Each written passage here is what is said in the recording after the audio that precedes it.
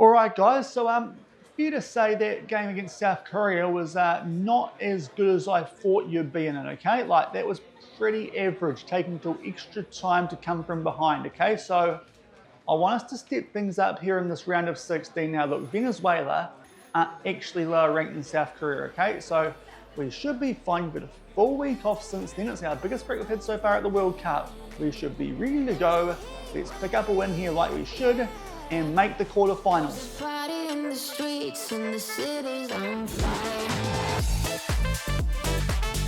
Hello everyone and welcome to episode number 189 of the New Zealand Builder Nation here on Shaun Does FM with the All Whites. Hope you're doing well and coming today. We continue at the 2042 FIFA World Cup and we're going to play the round of 16 where we take on a Venezuela team who've played twice before in this save and beaten them, and a team who are about 30 places below us on the world rankings, so hopefully can make our way through to the quarterfinals for a second time in the save. If you missed how we got here, it was yesterday's episode. We took on South Korea in the second round, so if you missed that one, I'll leave a link to it over in the top right corner. Not the most convincing display, especially considering that was also a team who were ranked a fair way above in terms of the world rankings going into that round, but thankfully just did enough there to pick up a 4-3 win after extra time. Mitchell Clout 3 assists and a goal there to get things back to 3-3 in that extra time period. So thankfully just did enough there to pick up a win stats wise. Really came home late there in that second part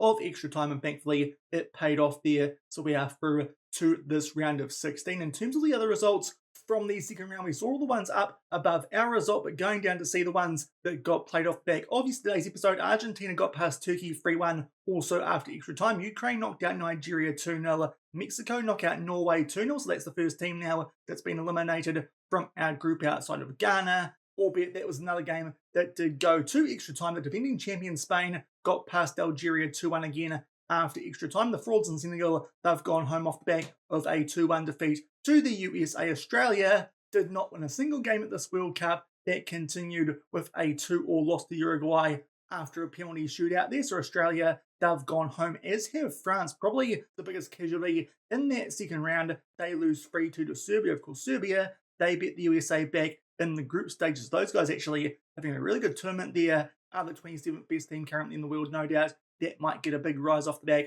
of that win that they just picked up. And to round things off, Brazil, they go through over Chile, again off the back of a penalty shootout. So quite a few close games that went to extra time or a shootout there in that second round of the World Cup. And here are the ties here for the round of 16. Croatia have been knocked out by the Netherlands 3-2. That one also after extra time. Switzerland, the team who beat us back in the group stage, thankfully didn't mean too much, but they are out again off the back of an extra time loss, but that one by a bigger margin, 6-3 to Portugal. Poland have gone home off the back of a 2-1 loss to Italy. Big tie there below that one. Argentina took on Spain, and Spain go through off the back of a penalty shootout, and Ukraine, they knocked out Mexico 4-3. That one also looks like it might be a bit of an upset. Ukraine, 15th of the world. I think Mexico are inside the top 10 indeed. They're the 4th best team in the world, even though we've actually beat them a couple of times. So a bit of an upset there. Ukraine knocking out Mexico. Still to play us, Venezuela, USA versus Brazil,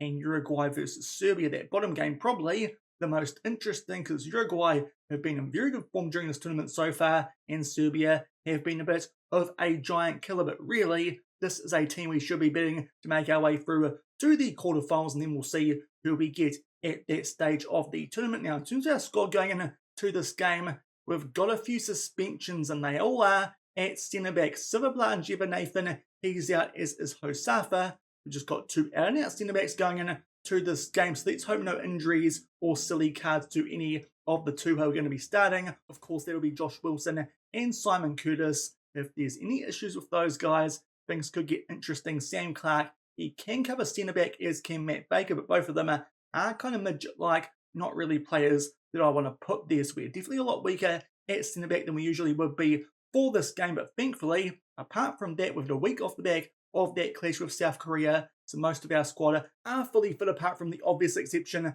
in George McDonald.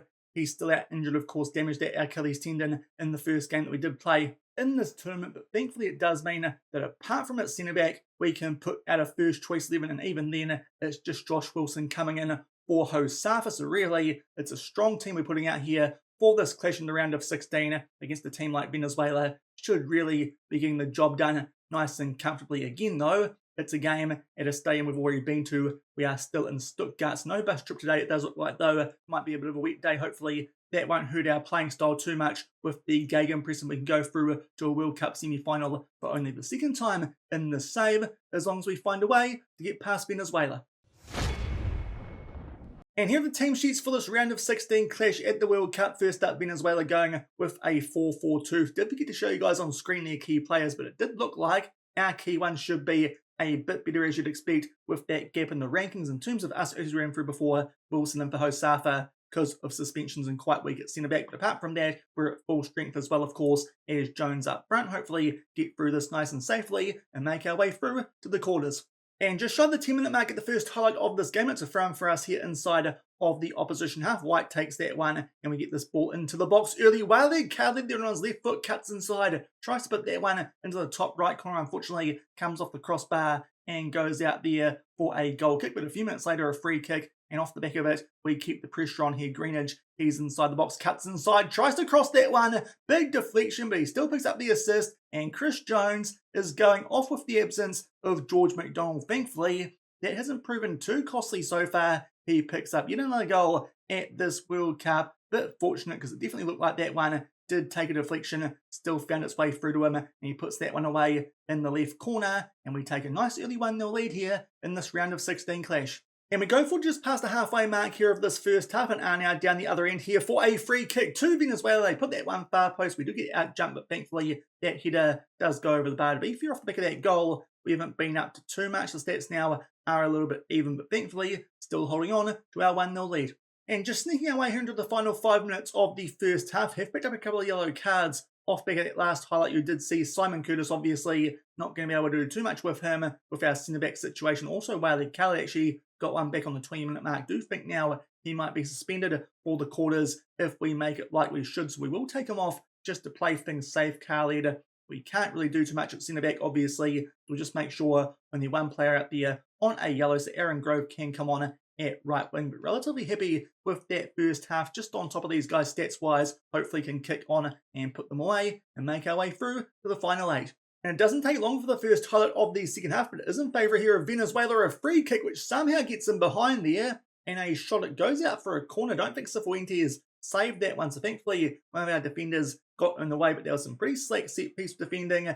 Thankfully it doesn't cost us there, and we do somewhat deal with that corner, albeit Venezuela still the ball here inside of the final third. Reyes cuts inside. It goes back out to Sanchez. Thankfully we deal with that danger. Simon Curtis down to a red heart. Really is not ideal, but also Michael Cornelis Biela, he's picked up a yellow card, so probably a good idea here to take him off. Sam Clark can come on for him with 35 minutes left, still at 1-0 in front.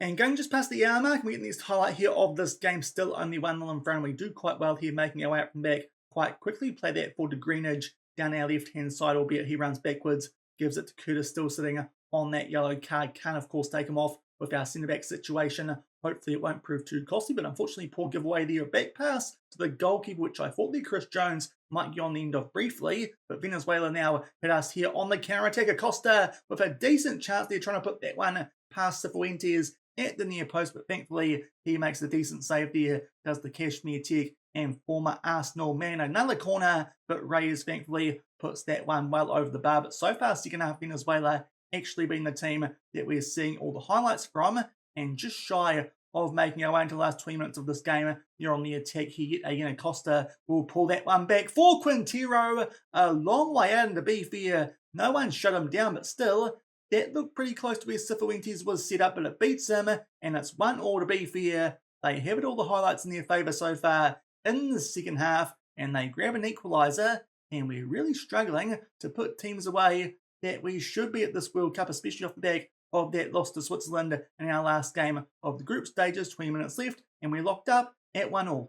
And only a few minutes on from the equaliser to Venezuela, we are now down the other end here for a corner. Hopefully can get one back and grab our lead back. Niankuru takes it short, picks out Pierce. It goes in there. The Greenidge gets it back off the back of a tackle. It's an absolute mess there inside the box of a pinball wizard. Unfortunately, though, no one can connect. The shot there from Greenidge initially came off the woodwork, I think that was. Just can't quite bundle it over the line. Now Niankuru's down to a red heart. So Debenham can come on for him still. One more stoppage and 2 subs left, but this one could also be going to extra time, which would be a bit concerning. Both our centre-backs also down to red hearts. That's concerning with that extra time situation looming. But now Adam White is down to a red heart, as is Kenny Cowie. So Baker can come on at left back and Tobin in defensive midfield. Definitely not bringing on James Thomas off the back of that red card he picked up against Switzerland. But this one unfortunately does look like it might be going to added time yet again, which we really don't need with our centre-back situation. That really would suit Venezuela. Otherwise, you have to make some strange subs, especially because both the centre-back cover options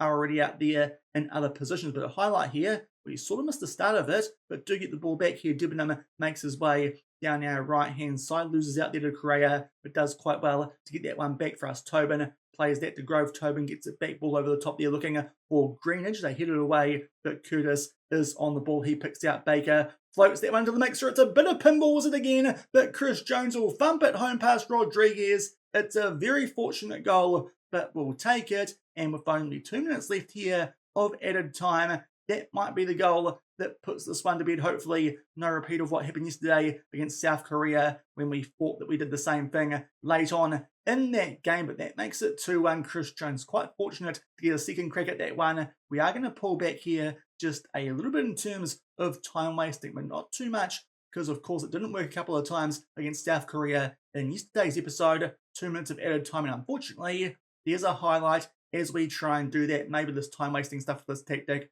just doesn't work. In Venezuela, they get the ball after we pump it deep. Morales there will put that one over the top for Dominguez on a yellow card. He picks out Gonzalez, makes his way into the final third, but good work there from Clark checking back, and we get that ball back, albeit Debenham with a shocking pass there, and Venezuela are on the ball again, but thankfully they try and loop that one over Curtis. We get on the counter-attack there, but unfortunately we have a loose touch there from Baker, and Venezuela are back on the ball with only 20 seconds left. They try and float that one far post. Thankfully, we just deal with that danger, but then lose it in midfield, and they square that one nicely off the ball over the top for Correa, but I think he was offside. It looked a bit too good to be true there for Venezuela. Let's hope that's the case anyway. Otherwise, we're in all sorts of trouble here, because if this goes to extra time, it would not be ideal with our centre-back situation, but thankfully, indeed, he is offside. We'll just check off the back here of this pass from Delgado. He's an absolute mile offside, as was Correa. That's just the FM highlight to make me worry. And thankfully,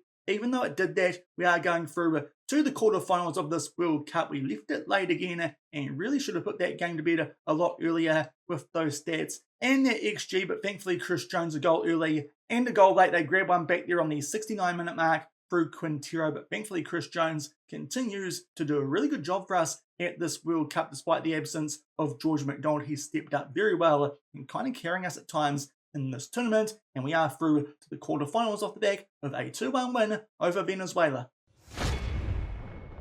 So another close run thing for us here at this World Cup, but thankfully get through there in that tie with a few less centre-backs than we usually would have. So actually quite relieved to get through that, considering that one almost looked like it might go to extra time if it did. Not too sure if we would have got the job done, but thankfully Chris Jones, he picks up a double, and we are through to the final 8. Still waiting to see the results of the games between the USA and Brazil and Uruguay and Serbia, but we do already know who will be taking on in the quarterfinals of this tournament, and I think we'll save that one up for tomorrow, because to be fair, based on world rankings, it could very well be our last game of the save, because we are going to be taking on the #1 team in the world. They got past Switzerland. We'll take on Portugal. That could very well be where the road ends in the save, because they, as I said, the #1 team in the world.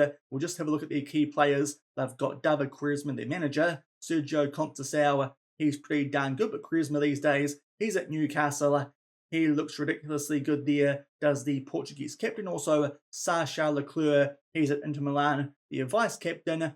Also plenty of nice yellow attributes, albeit doesn't have a left foot, but still, that doesn't seem to harm him too much. And their key player, Rodrigo Marquez at Liverpool. To be fair, I actually think some of those other players might be a bit better, but still, I think in terms of overall quality, those guys have a bit on us, albeit just checking he's actually injured with torn knee ligaments. So very much like George McDonald, they're missing one of their best players, but be fair, their captain and vice-captain do look pretty darn good, and considering that we just struggled to get past the Venezuela team We'll show you the key players now.